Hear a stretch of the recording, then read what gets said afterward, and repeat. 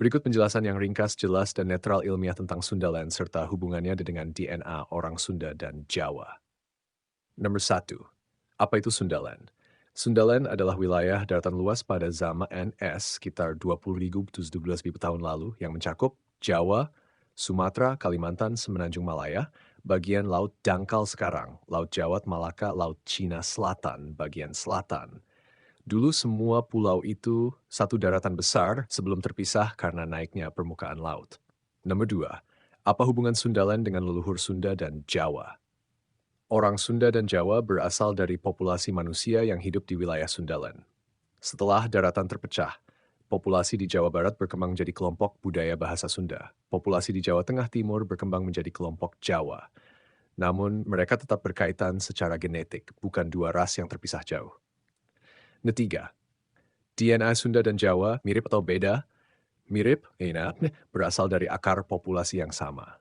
Kedua kelompok memiliki campuran genetika Austronesia dari Taiwan, Filipina, minum 4.000 tahun lalu, komponen Nusantara kuno dari Sundaland, jejak kecil DNA Papuan Wallacea pada beberapa wilayah, artinya Sunda dan Jawa secara genetika sangat dekat.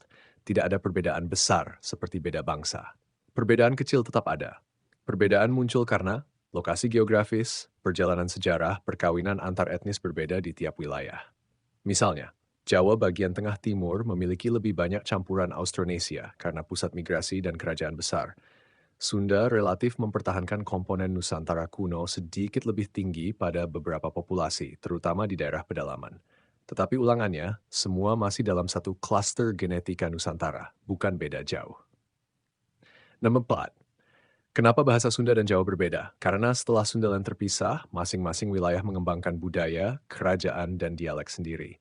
Perbedaan tidak berasal dari DNA, tetapi dari sejarah sosial dan perkembangan bahasa. Bahasa Sunda, rumpun Melayu Sumbawa, bahasa Jawa rumpun Jawa Bali Sasak. Dua-duanya tetap bagian dari keluarga besar Austronesia. Kesimpulan, orang Sunda dan Jawa sama-sama keturun dari manusia kuno di wilayah Sundaland. Secara DNA sangat dekat, hanya memiliki variasi kecil antar daerah. Perbedaan budaya dan bahasa bukan karena genetika, tapi sejarah panjang setelah Sundaland terpisah.